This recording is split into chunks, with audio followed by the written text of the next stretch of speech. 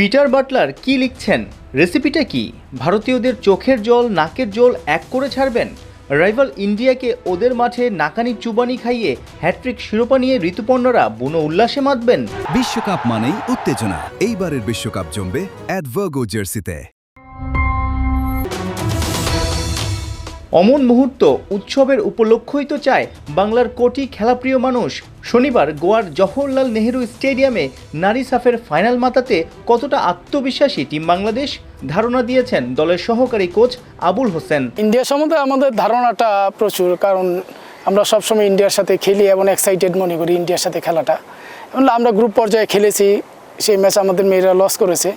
যে এটা আমরা লস বলবো না, সেটা থেকে আমরা কিছু শিখতে পেরেছি এবং ইন্ডিয়ার সাথে কীভাবে ম্যাচ খেলবো আমাদের কোচিং স্টাফ এবং আমাদের যারা ম্যাচ অ্যানালাইসিস করে সেটা নিয়ে আমরা অনেক পর্যালোচনা করেছি এবং আগামীকাল আমাদের একটা সেশন আছে, সেই সেশনে আমরা এই কাজগুলো করব এবং ফাইনাল ইনশাল্লাহ ইন্ডিয়ার সাথে উইন করব ইনশাল্লাহ। সেমিফাইনালের দুই ম্যাচেই দেখা গেছে জমজমাট লড়াই।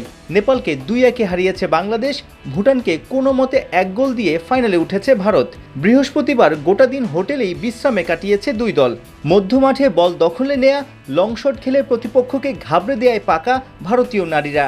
জানা আছে বলেই বাংলাদেশের মধ্যমাঠের পাকা প্লেয়ার মনিকা চাকমার ইনজুরি বেশ চাপেই ফেলছে টিম ম্যানেজমেন্টকে। মনিকা গতকালকে ম্যাচের মধ্যে একটু ব্যথা পেয়েছে, তাকে অবজারভেশনে রেখেছি এবং ফিজিও ধারা তাকে সুস্থতা করার জন্য সে আপ্রাণ চেষ্টা করছে এবং আগামীকাল সে ট্রেনিং সেশনে যদি অংশগ্রহণ করে তাহলে বোঝা যাবে সে ভালো আছে। নেপালের বিপক্ষে ডিফেন্স, মিডফিল্ড এবং ফরওয়ার্ড লাইনে উন্নতি দেখা গেছে।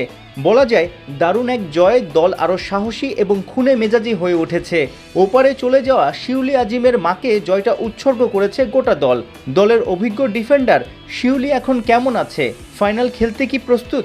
এখন দলের অবস্থা অবশ্যই ভালো, কারণ গতকালকে আমরা একটা ভালো ম্যাচ খেলেছি। ম্যাচ খেলে আমরা ফাইনালে উঠেছি। শিউলিও একটু উজ্জীবিত আছে। শিউলি ভালো মানে আমাদের দলে সবাই উজ্জীবিত আছে, সমস্যা নেই। গোয়ায় চলছে 8ম নারী সাফ চ্যাম্পিয়নশিপ। টুর্নামেন্টের প্রথম 5 আসরের ট্রফি গেছে ভারতীয়দের ঘরে। গেল দুবারের চ্যাম্পিয়ন বাংলাদেষ। ভারতের ষষ্ঠ নাকি বাংলাদেশের মিলবে তৃতীয় শিরোপা? উত্তর মিলবে শনিবার রাতে। সাইফুল রূপক, 71, গোয়া, ভারত।